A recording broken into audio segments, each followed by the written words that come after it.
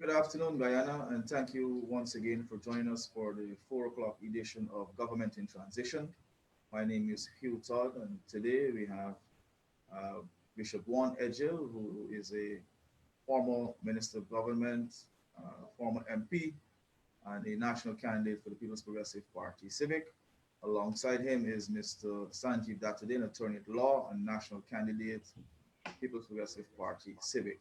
Gentlemen, thank you very much for joining us for this segment of Government in Transition.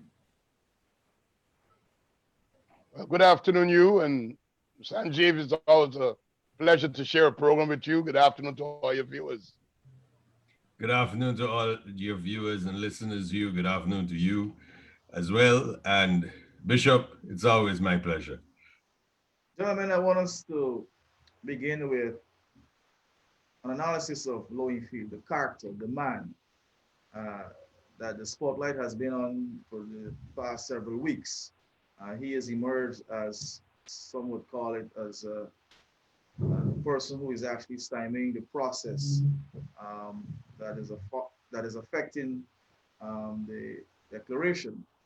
Um, what do you make of the man himself, the character, that man, Lowenfield, based on how he has been operating over the last several weeks? Bishop, go ahead, please. Well, I've been consistent in highlighting to this nation that part of the problem that we face today is the man Keith Lowenfield. Since Mingo went rogue with those fictitious numbers, Lowenfield, if he was not a part of the plot to rig these elections, would have brought out the statements of poll in his possession and the matter would have been corrected. Mingo was appointed by Lowenfield, like all the other returning officers. So Lowenfield is a rogue. He is devious. He is a man who should not be anywhere near authority, supervision, or anywhere near public office, much less being in a statutory officer. He is clearly partisan. He's like playing a game where he's supposed to be a referee, but he's part of the opposing team. It is clear that Lowenfield is aided and abetted by the APNU AFC. He's participating in discussions with them. The criminal rigging plot, he's vitally a part of it because it is strange that everything that Lowenfield has done or has attempted to do is to ensure that the APNU AFC win these elections when the numbers have indicated they have lost these elections. One, by assisting Mingo twice in that fraudulent declaration. Then he of himself putting in two different reports that want to disenfranchise 275,000 plus, then 115,000 plus. We have a ruling from the CCJ. He now needs clarification by way of he got the ruling from the Court of Appeal. He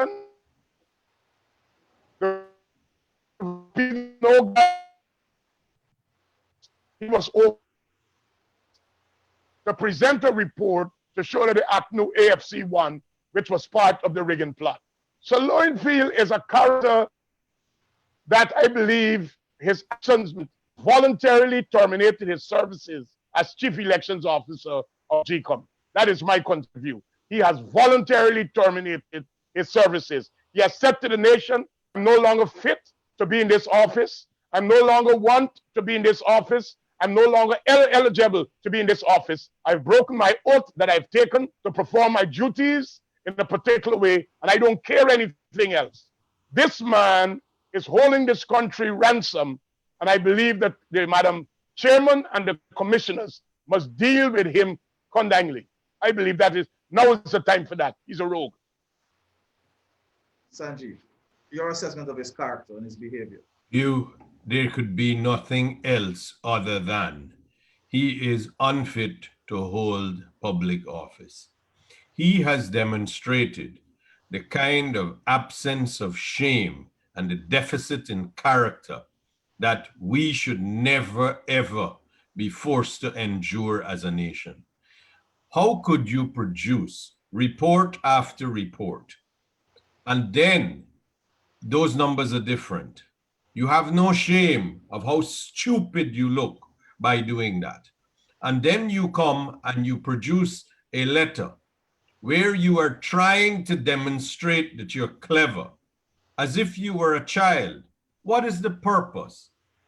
The whole world knows by now what are the results of the recount of the votes. So all you are doing, it's a delay tactic. It's the use of your administrative authority to delay the job that which you must do. That by definition is misfeasance in public office, which is a criminal offense. And I do believe that he has been charged with said offense. But what did he write in his letter?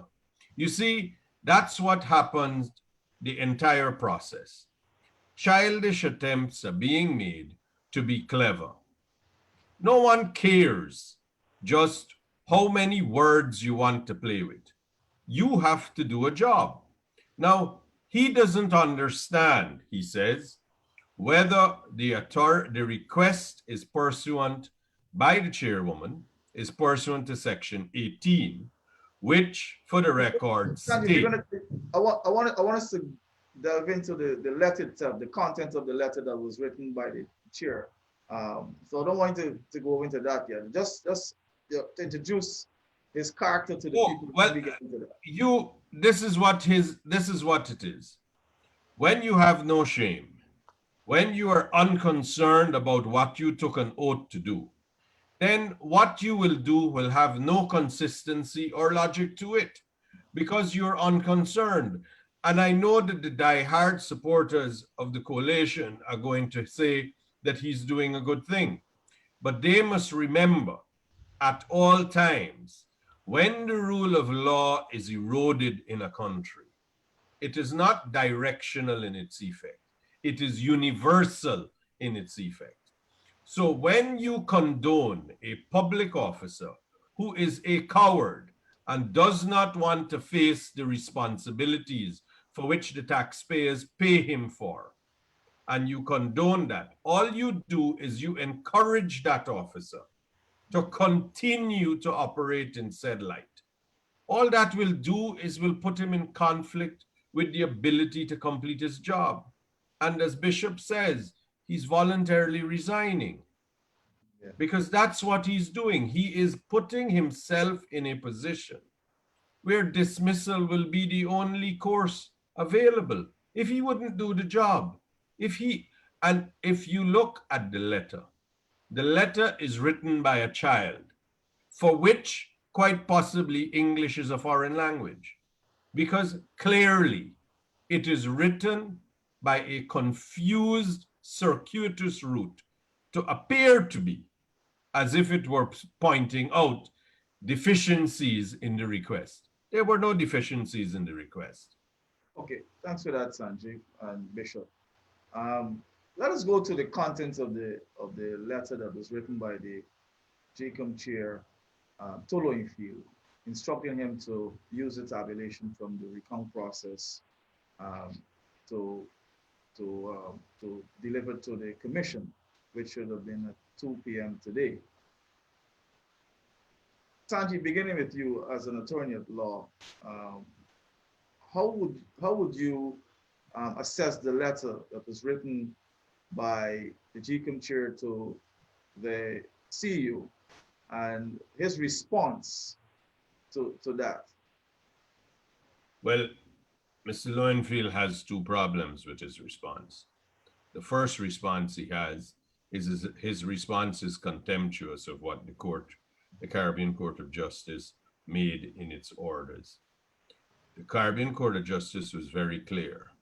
Now, you will hear persons saying that there could be no difficulty if what he there is no specific order against him. But what we have very clearly is we have a situation where the court outlined a procedure.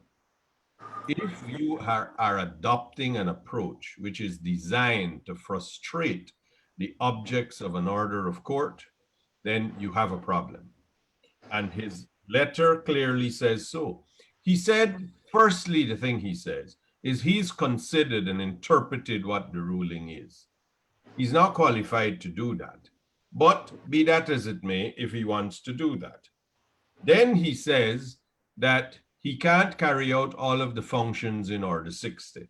But the court said specifically what functions he should carry out and what functions were inconsistent with the Constitution and the Representation of the People's Act he could not carry out. But he goes on and quite rudely says he would like to know whether the request is being made to him pursuant to Section 18 of the Election Laws Amendment Act or is being made pursuant to Article 177 of the Constitution. It would be wise for him to recognize that it matters not which section of the Act or the Constitution the request is being made. His obligation is to fulfill a request. Now, just for clarity, Section 18 says that the Chief Elections Officer is at all times subject to the control and direction of GCOM. That's what Section 18 says. And Article 177 says that he has to offer his advice to the chairman for her to make the declaration. The Caribbean Court of Justice went into detail as to what that advice can constitute. A tabulation, which the chairwoman in her letter was very explicit about. Now, let us juxtapose that position against when the Court of Appeal of Guyana made a ruling and said it meant valid votes, stayed the order for 3 days. He was quite willing to breach that order and hurry and put in. So he clearly understood everything then. He received guidance from a decision that offered none. And now he has a decision that he wants to. That is insubordination. It is obvious that the tone of the letter is one whereby trying to find a reason not to do his job and to pretend that the reason he's not doing his job is because he doesn't understand what he has to do. Well, Hugh, if he doesn't understand what he has to do, then he should not be there. Quite simple. You know? Thank you for Good that, afternoon, Vindhya. Hi, good afternoon. How are you? We'd like to welcome Dr. Vindhya Persaud, who is a PPP executive and national candidate. Thank you for joining us this afternoon. Thanks for having me. We're just going through Lowenfield's character. Do you wish to give your view on the character of that man called Lowenfield, given his actions over the last several weeks in this process, and knowing fully that his duty is heavily is part and parcel of moving this process forward. What is your take on his character as a functionary of the GCOM? I have to agree with Sanjeev and say that it is quite selective in terms of his behavior when it comes to report, because previously he did not seek the clarity and guidance which he's requesting at the moment when the Caribbean Court of Justice and the subsequent letter by the chair of GCOM, they were not ambiguous. They were very clear and precise, and all of Guyana, in fact, the rest of the world understood what it meant. And we've gone through months of angst where people are frustrated, they're stressed, and we are just asking someone to fulfill his mandate, present a report so a declaration can be made.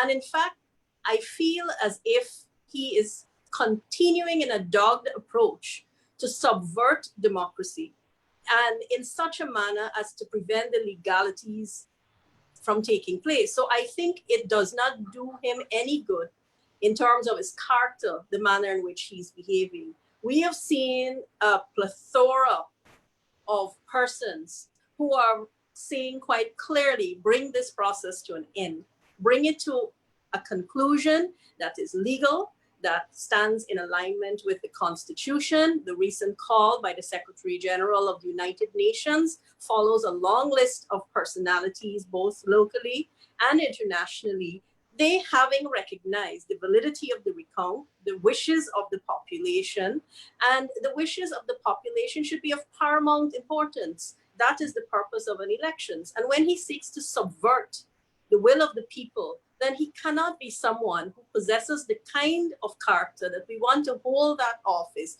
which he holds. And I feel by continuing to do this, he cannot be a patriot of this country. He cannot be someone who wants the best for Guyana, who would like to see progress, who would like to see forward movement, because I think in his manner, he's willfully doing what he continues to do.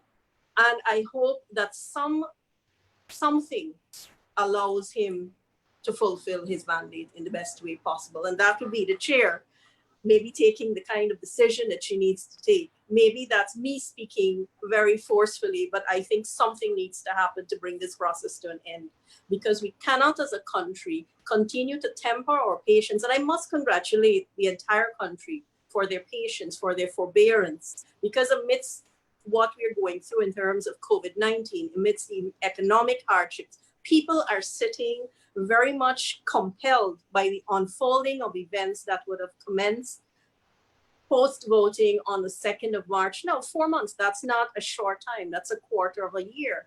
When we are losing everything in our productive sectors, we are losing so much in terms of what our country could have achieved in this time. And it seems as if Mr. Lowenfield continues to be bent on a manner of behavior that is disturbing and should be disturbing to every right-minded person who is looking at what's happening. Thank you very much for that, Vindhya. Last evening, the Attorney General issued a missive where he was basically saying that the Chief Elections Officer does not have to carry out the wishes of the chair. And we've seen what Lowenfield would have done today. I'm wondering to what extent Congress Place is still interfering with the seamless process within GCOM, given the reaction of Lowenfield today. Your views, Bishop? Well, I don't think it is left for anybody to speculate. It is transparent.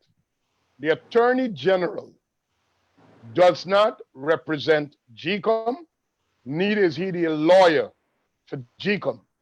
GCOM is not a part of the executive. The Attorney General is part of the executive and represents the executive.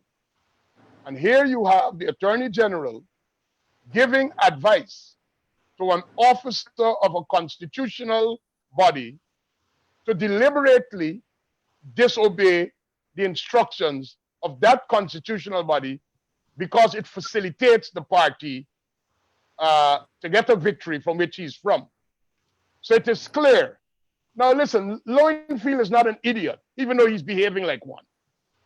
Lowenfield is a lieutenant colonel retired. He understands command and structure. He understands fully well you comply and then complain. Lowenfield's actions is not in keeping with his training, his professional conduct of 2015 and before, and his army life. Lowenfield's conduct represents political handling and political control. Lowenfield is being handled by Basil Williams, Vincent Alexander, the Congress Place cabal, and the other rigging group that prefers to stay silent because you're not hearing anything from people like Robert Corbyn and so on, but it doesn't mean that they don't exist. Remember, Lowenfield put in a report to the chairman, which included Mingo's fictitious numbers speedily, even while a court challenge was taking place at the High Court about Mingo's conduct. He hurriedly put in a report. Good. Lowenfield again, after the chairman wrote him and says, I need a final report on the recount, he was available for marshals to serve him in his office to prevent him putting in that report. Then he became available immediately after the Court of Appeal made a ruling, which as we now know, it is pure politics and not law, he was able in a matter of hours to put in a report to show that the PNC led the AFC won the elections by invalidating 115,000 votes. We had the CCJ. He didn't appear or put in an appearance, even though he was a named party at the CCJ. He didn't appear. He didn't put up to represent him to make his case. But he is now willing to go all around the place, dancing to his political masters to facilitate, because if you look at his letter is up the door for further civil action, because he wants to declarations of the 10 returning officers. And by that he is saying, as the chief elections officer, you know those 10 people who signed those certificates at the recount, they were not statutory officers. They were not sworn and gazetted like the 10 returning officers, including Mingo. And under the representation of the People's Act, I'm supposed to tabulate and to return officers. And apparently, his reading in the CCJ's chiding of his illegal, unconstitutional, unlawful actions about his 115,000 that he was trying to invalidate. He's trying to say, well, I can't really use the recount numbers anymore. I need guidance. He wants to reopen the door to that Vincent Alexander plot of holding the 10 declarations that were made at first in abeyance. That is a Congress place plot. And Lowenfield is being politically handled, and he's not following his statutory oath. And this is where we are in a quagmire. So I hope the GCOM meeting, which I believe is still going on, makes a decision of how they will deal with the Lowenfields of this world. Lowenfield collected the poll books. Lowenfield collected all the documents from all the various returning officers. And during the recount, to facilitate the PNC's narrative, he refused to make them available to the recount. So the PNC could go under the tent and say, we didn't find poll book, we didn't find statutory documents, but all those presiding officers turned those documents into DROs and ROs who went to Rocks and Myers and Lowenfield. We must not forget that. So the man is acting like if he's professional, but he's always leaving a hole for the to come with their wickedness. And his letter today is carefully crafted, like Sanjeev says, in a childish manner. But the real loophole there is to get another citizen to come and challenge. You know, they recount them 10 certificates that were signed. They were not signed by statutory, and we need guidance on which numbers Lowenfield should use. Should it be with the 10 statutory officers, which include Mingo, it is bingo lingo numbers, or what the whole world saw in a transparent process of a recount? So he's trying to confuse the issues, but to give Congress place another opportunity to delay and to create false hope in the minds of their supporters. But you, the CCJ, left no stone unturned. And I dare any judge, and I'm not threatening, I'm just saying, I dare any local judge to facilitate that kind of a behavior, because it's going to end up all the way back to the CCJ. Even if they get another political ruling at the Court of Appeal, we will have people who deal with law and the Constitution to bring Guyana back to the straight and narrow path of democracy. And the rulings of the CCJ left no stone unturned. Lowenfield, if he could read, should be able to understand exactly what he needs to do. And the letter that the chairman wrote him didn't leave any doubt in his mind which numbers he's supposed to use. They recount. But you see, that is the PNC's problem. They can't handle them recount numbers. Why?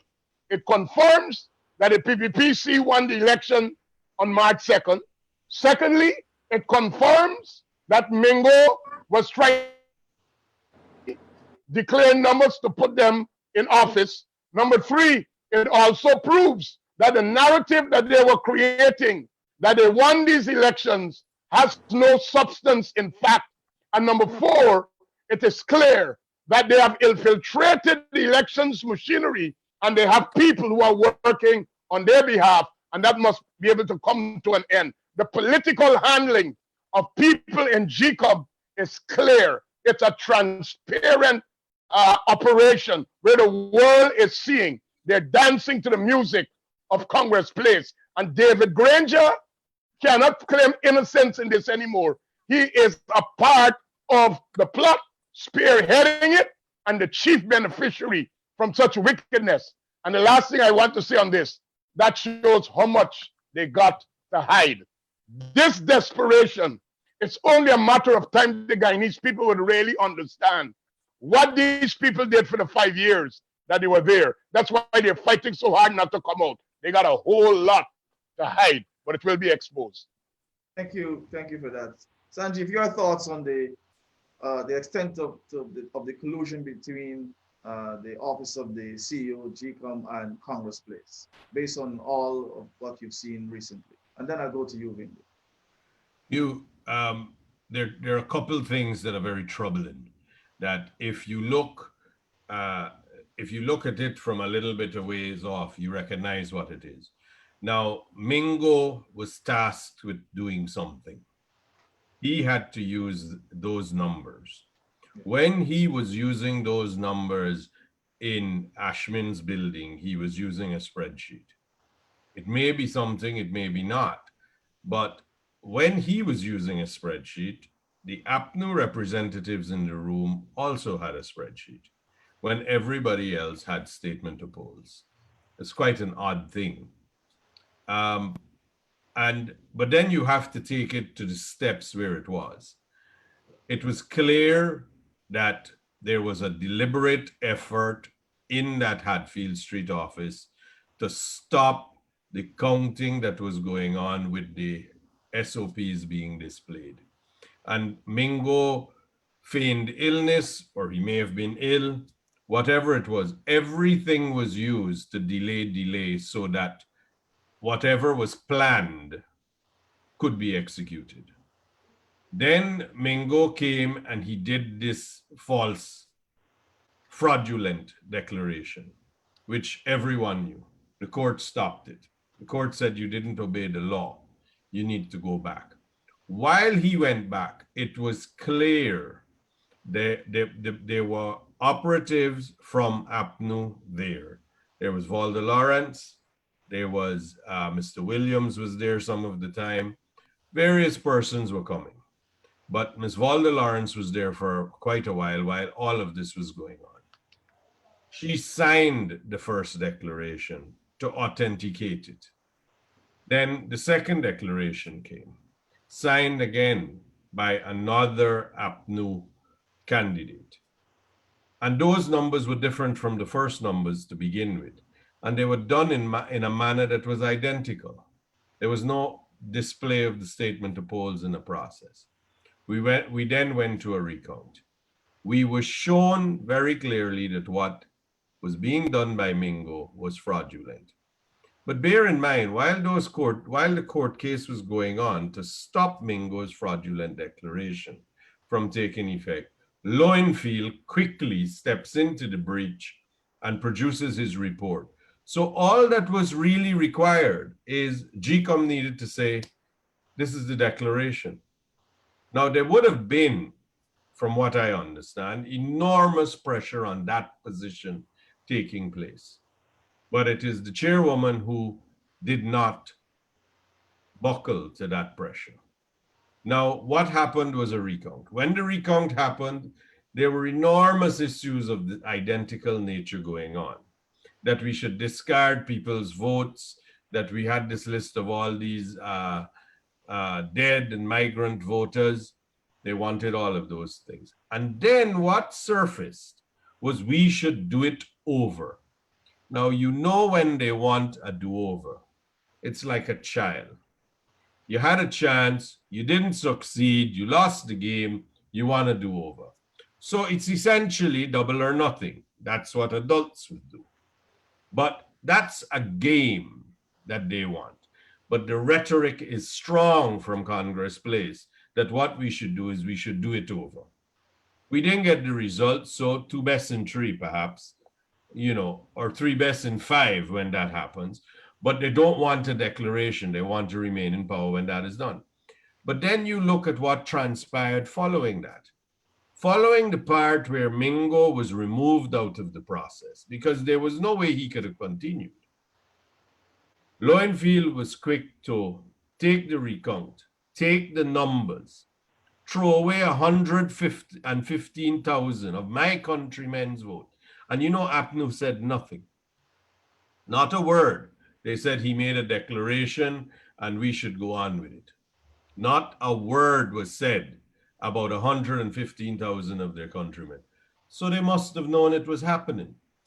And I don't believe that there are coincidences like that, because this morning, lo and behold, Mr. Basil Williams, who, for better or for worse, is the Attorney General, and whose competence and abilities are on display quite frequently on television and in the court. But he came up supposedly with this grand plan that Lowenfield doesn't need to obey any orders. And the orders are not very clear. And lo and behold, he turns up with a letter to say that your orders are not very clear and tell me what to do. Now, if you notice, all of the government side, all of the coalition persons are not really in an agitated mode, and they're not really concerned. They knew what would have happened. We were the ones waiting with bated breath to see what would happen at 2 o'clock. I believe there is collusion. I believe the collusion started day one, a long time ago, with putting the staff into GCOM, that they felt they can do what they wanted. I believe that that sort of collusion is required because to do the dastardly acts that you have to do, to break the law with such impunity in the face of obvious fraud and falsity, the only way it happens is if there's a herd mentality. It has to be a whole group of people saying, this is what you do, this is what you do, this is what you do. This is what we're going to do. You create the indoctrination, if you like, akin to what is used elsewhere for very, very hostile things, such as suicide bombers. But the indoctrination concept is the same. The herd mentality is created. But Mr. Lowenfield should be well aware that my understanding of the proceedings that are in the court, there's only space in the dock for him. He's not going to be able to have the persons that surround him and encourage him to do these things. Now, it is unfortunate that the transition of power is being thwarted and interrupted. All the while we have a global pandemic. All the while we have people struggling on a daily basis. But clearly the coalition government is unconcerned about this. You don't see them saying anything about this. Yes, You look at their bloggers, you look at their social media posts, they're only concerned about one thing: how many problems they had with this election, of which they have no proof, but they keep saying it. I guess it gives them some level of comfort to say it, but they produce no proof. And they basically want, notwithstanding all of that and all of the problems with the election, Harman says that Granger should be sworn in. So never mind all the illegalities that he complains of, still just swear us in, while all these illegalities that they complain of, and disregard the obvious, clear, transparent numbers that have been produced by the recount. And that's in fact what the CCJ said. The CCJ said that GCOM, it is GCOM's duty to ensure The CEO complies with the letter of 16 June written to Lowenfield. And that letter was, please give me your report in accordance with the recount data. Thank you, Sanjeev. So hopefully, Okay, Vindhya, your assessment of the extent of collusion between the Congress Place and the office of the CEO of GCOM? I think the belligerence with which Lowenfield and before him Mingo would have acted, they feel that they're in some way shielded by the narrative that is emanating from Congress Place and also key persons from within APNU, AFC, notably the Attorney General, if he is, and Mr. Harmon in particular. And what was very disturbing is a group of supporters went to meet with President David Granger, and he said to them, and this was just after the CCJ judgment decision, that the door is not closed. And, you know, it was like a red flag. And I thought to myself, here again, we are going to see something else in play. And it followed true to form when after that, we saw the response of Lowenfield. And I think Sanjeev gave a detailed narrative, a detailed explanation of the events as they transpired. And we are seeing over and over the nudges or sometimes the overt movement of members of APNU AFC. And then we see faithfully the compliance of these things by, in one case, Mingo and Lowenfield. But I think they need to understand this cannot be an indefinite play. What we're doing is having billions of dollars, we already spent billions, being spent to just do what? To pull wool over whose eyes? Because I think the international community has been clear. People in Guyana are clear. The recount numbers are known by all those who are part of the process. And to try to continue in this manner, to delay, to derail, is not helping anyone. In fact, they continue to act against the laws, to act against the Constitution, to act against their very office. And the only way in which I think those officers could have acted in that manner is if they feel beyond doubt that somehow or the other they are protected by these APNU AFC people. And I agree with Sanjeev. This whole debacle started a while ago when people were placed at GCOM and we saw the criteria which was used to place people in key positions at GCOM. And I think it had to go back to their loyalty, a lot of those key personnel. And now we are seeing why this was so, because this was a plot that had started a long time ago. And I don't want to repeat what Sanjeev has said, but more and more we are seeing the adherence to all of the instructions coming out of Congress Place. And no one can claim innocence. If there is decency, if there is dignity, if there is statesmanship, I think the president should have ceded. I think like every other developed part of this world, every other civilized part of this world, many people who are in elections, once they have an inkling, sometimes there's not even a formal declaration as such, they know and they will resign. And this is the kind of civility, decency, and honor we would like to see. Why do you want to hold on to power which does not belong to you? And at what cost? Yes. The thing is, at what cost? How long will you keep the people in our country in a stranglehold where they're struggling to eke out a living, where they're trying every day to see the end of the tunnel? I don't think it's fair to the people of Guyana. And if the APNU and AFC cabal feel that they're in any way endearing themselves to the people of Guyana because they want to wrest power in the manner in which they do, they're not. I think what they're doing is that they're plunging themselves in an abyss of no return, because if people are on the midline, this kind of behavior that they're portraying, where even some of the more midline of their flock, we've seen some people from their ranks break ranks and say clearly, you've lost elections, concede. And to want to use people in very important offices like GCOM, where it gives the people of the country a chance to voice their will, to reflect what they want to see, who they want to be in government, to wrest that from people by this kind of irrational, irresponsible, dishonest, and deceitful kind of behavior is reprehensible. And I don't think it should be excused. I really don't think so.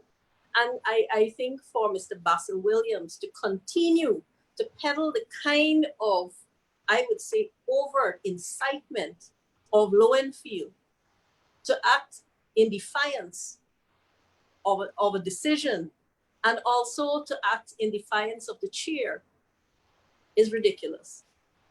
It's ridiculous. Thank you, Vindhya. I think the Guyanese public, as well as the international community, I think they're aware that there is some amount of political protection for Lowenfield for him to behave in such a manner, and it's very disturbing.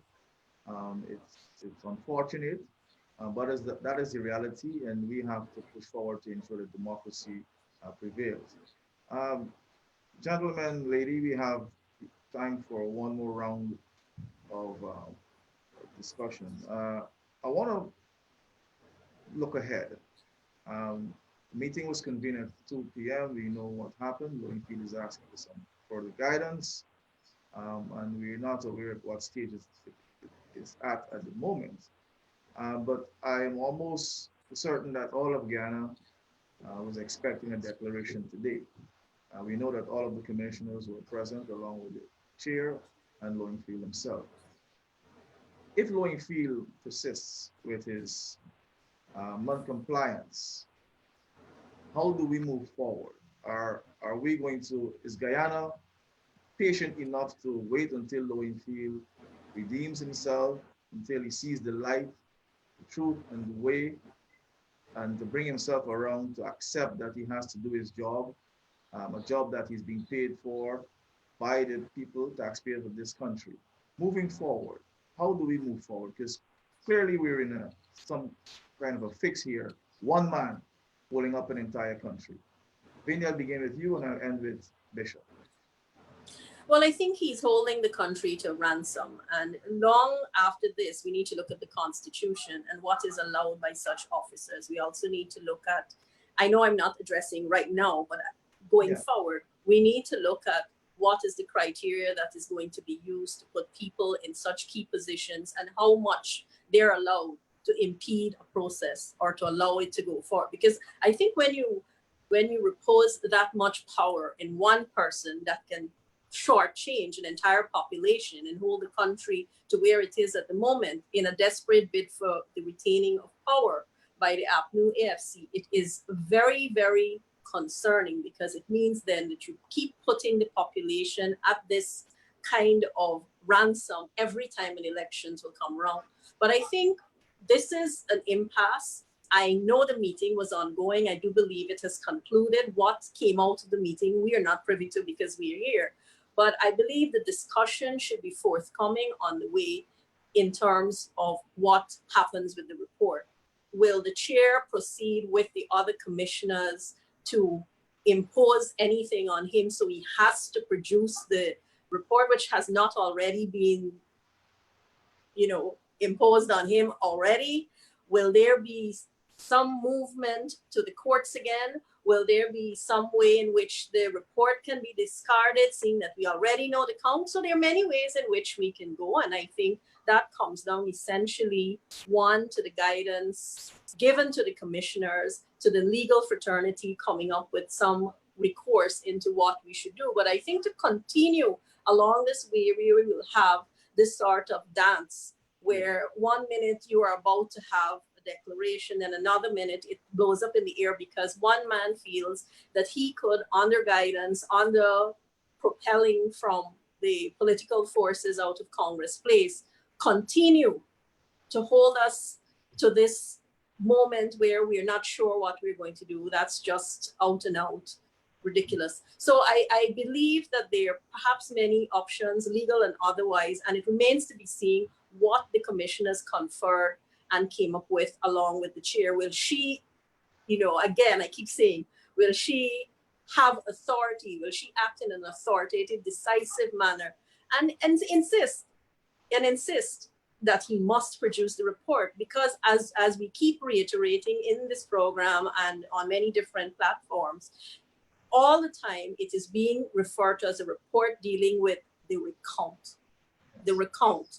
And for him to talk about this whole thing with returning officers and finding all these kinds of loopholes and interpretations to try to delay the inevitable, I think it is really, really continuing to put our country in a precarious position. And when you consider that there is the potential for sanctions, it's really not taking into account the impact sanctions can have on the wider country in every possible field. So I think he must, my personal view is, I think he must be held accountable. He cannot be allowed to just do what he wants, get away with it, and nothing happens. Because we will be on this kind of, in parlance, as we say, hold me, loose me kind of arrangement. That is not fair to anyone. It's not fair to anyone, least of all the Guyanese population. We all, whether you're a politician or not, we all exercised our franchise. We did so based on our desire to have our country move in one way or another, whether how you voted. I don't feel anyone has the right, anyone needs to have their rights to be taken away, to be disenfranchised. The whole point of elections is to ensure that people have what they want happen. And to remove that by the willy-nilly removal of thousands of voters by his magic, and prior to him, Mingo's magic, is unheard of. I don't think our situation could be compared to any other in the world. Someone was telling me our election should probably go into the Guinness Book of World Records because of the things that have transpired. It has forced the legal community to really delve deeply into our constitution and really have a look at it from so many different angles and vantage points. But I think we are fortunate that we did have the CCJ. They did act in a prompt way. They did give a directive. And I think if we consider ourselves law-abiding citizens, and I hope Lowenfield considers himself one of those, then he should adhere. And he holds an important position. And I ask myself, is he thinking of the legacy that he's leaving? No, he isn't. He's clearly not. So there are lots of things happening. And I am, like everyone else, unlike the people in Congress Place, I don't know what the next step is, because our people are not directing anybody in GCOM. We, like the rest of the population, we are waiting for the right thing to happen. So I would like to know too what transpired in the meeting and what conclusion they came to, and hope that we can have a speedy resolve to this process. Sanjeev, you're taking it. I was desperately trying to find, I know I had read it somewhere, and I was desperately trying to find the appropriate part. And I just want to give you a little bit about this. Lowenfield in his letter essentially said that he needed guidance about how Section 96.1 of the Representation of the People Act would have and would be effectuated. And he wanted also to know whether Section 18 or 177 of the Constitution was being used to order him. Now, like all things, as Bishop said, the CCJ left no stone unturned. And that paragraph 39 of the judgment, it expressly states, Order 60 was carefully set out how the process should unfold. The result of each recount of each ballot was to be recorded in a statement of recount signed by the representatives of each contesting party. It goes on about the tabulation and what should happen, and then it goes on. The ascertained and verified matrix was to be signed by the district coordinator of the district. The signed matrix was to be transmitted to the CEO, whose responsibility was to tabulate those matrices for the 10 regions and present it in a report, in a summary observation report to GCOM. GCOM was then to deliberate on the report and then determine whether it will use it or not. That's what was perceived by 60. The court goes on to, of course, say that that's not what he did. That what he did is he took it upon himself and he took an invitation from the Court of Appeal to seemingly arbitrarily discard votes. So the answers that he wish, for the purpose of those of your viewers and your listeners, the answer lies in paragraph 39. And if perhaps Mr. Lowenfield is listening, he could look at paragraph 39 and it will answer all his questions. Now, the other thing is that the meeting that GCOM had this afternoon, it was a little, just when we had just started, I saw a clip on social media that he had left the meeting and he has an entourage of security, which is quite odd. Why would you need it, firstly? But secondly, clearly there is collusion somewhere along that should not happen. That's the first thing. I also understand that the meeting, GCOM is going to meet again tomorrow morning at some point in time. So that might be where we're headed. But in closing, I would say to you, this is ridiculous. We should not, as a nation, tolerate this any longer. Yesterday's meeting was put off because 3 grown men want hard copies of a decision. If they had called me, I would have printed copies and sent it to them. But they didn't even ask anybody else to do it. They turned up at the meeting entirely unprepared, oblivious to what's going on in the country, to simply say, well, we would like for you to give us printed copies. And they want to see copies with the signature of the judges. Now, let me tell you, that doesn't exist. That is childish and that is nonsensical. The CCJ does not deliver decisions where the signatures of the judges are on it. They have a protocol about electronic signatures. They have a protocol about their website. They post it on the website. You could take it to be gospel. You don't need to do the rest of it. There are rules about this. But it just shows you how childish they will be. Well, we won't take that one because it's not signed. None are ever signed. Mr. Alexander keeps spouting these nonsensical theories that sound logical to the uneducated or the uninformed. But it must stop. If he can't find a printer, then do like everybody else and learn to read it on a screen. Simple. Don't take public money and funds to do a job and be so pathetic and incompetent that you make yourself the laughing stock. You make your nation appear, we look to be the most primitive type. I am amazed we have fire in this country, literally, because the stupidity which they exude when they continuously say these things and expect an entire nation to believe it. Thank you, Sanjeev. Bishop, in closing. It is clear that the old PNC and the new PNC believes in one thing. You don't be in power and lose power. You don't be in power and lose power. So they went to these elections with a belief we are staying in power at all costs. So first, let's rig it if we have to rig it. And so they got Mingo.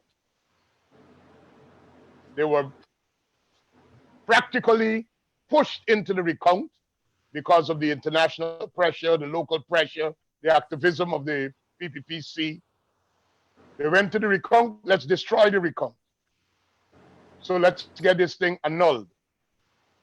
We want new elections, because if we can't have it, nobody else could have it. But the only thing they weren't telling people, if you go to new elections, the president remains until that next election. So that's one way of them staying into power. Yeah. Then we had those who teased out, and they have since disappeared, about power sharing. Inclusive governance and power sharing, the Lincoln Lewises and the David Hines and so on. That didn't find traction because it was clear you went into the game with a set of rules, and let's get the declaration, and then let us talk about inclusive governance. Now you notice what is their mantra. They got some minion, part of their lunatic fringe, who used to be associated with the PVPC in Linden, Kevin Lorimer, to talk about state of emergency. So I believe their next step is they want to create a crisis so that the president could declare a state of emergency, so as one way of holding on desperately to power.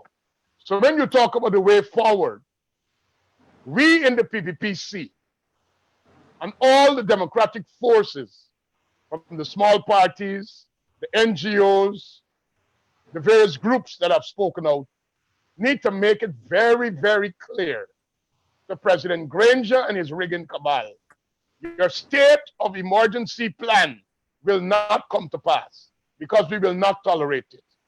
We are a democracy.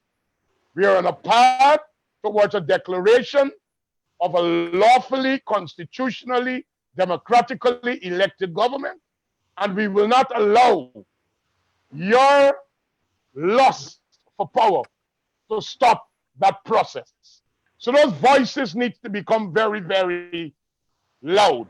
And the types of the Lorimers and the James Bonds and all those who started commenting, let's get the state of emergency, Mr. President, let's get the state of emergency, to lull the PNC supporters into some comfort zone at all costs.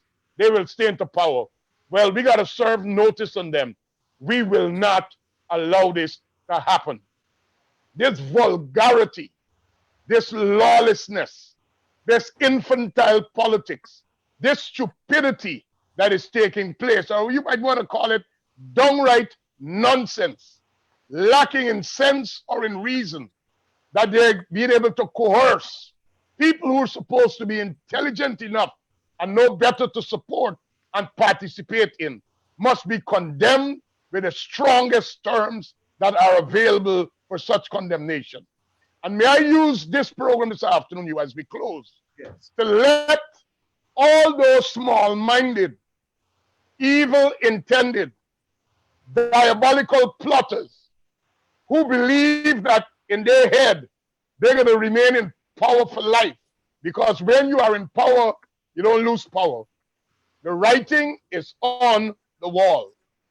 They're going to continue to attack Claudette Singh in her capacity as chairman, and I believe all the good people of Guyana should put out good thoughts, prayers, words of encouragement to lend support to her, because they now know that it is with GCOM, and just like they would have done with the CCJ, the CARICOM leaders, every person who would have spoken, the international community, their pressure pot and their pressure point will be now on the chairman of GCOM, and we need to let her know you have made a statement at a time when you took office, you will follow the Constitution and the law, and all the democratic forces of Guyana stand with her to ensure that she obeys the Constitution and the law, to ensure that Guyana remains among the democratic nations of the world. This state of emergency nonsense must be debunked and must be rejected in every conversation, every place, everywhere, every time, because it just seems to be emboldened by comments that are coming from social media. So you must hear this afternoon that one of the candidates of the PVPC has said that nonsense will not happen. Our prime ministerial candidate, who's prime minister-elect, has already spoken to the security forces by saying to them they should not follow unlawful instructions. And that is very clear, because the more desperate he gets, why Lowenfield need bodyguards? If you do something right, it is an evil man that fleeth when no one is pursuing him. So says the scriptures. An evil man runs when nobody's even looking for him. That is why he needs all the bodyguards. That is why Roxanne Myers need all those bodyguards. But our prayers and good wishes are with the chairperson and the commissioners of GCOM to do what the Constitution mandates them to do. Thank you for this opportunity. And Sanjay and Vindhya, thank you for sharing this time with us. Thank you, Hugh and Colin. Bishop and Sanjeev. Thank you very much. It was a very engaging afternoon. I think that Guyana is very much more at ease listening to you this afternoon. I think we brought a lot of content, and I think we are now looking forward to a declaration soonest opportunity. Thank you, Bishop. Thank you, Thank you very much for Vindhi. joining us. Thank you all. Thank you all. Brother Hugh, take good care.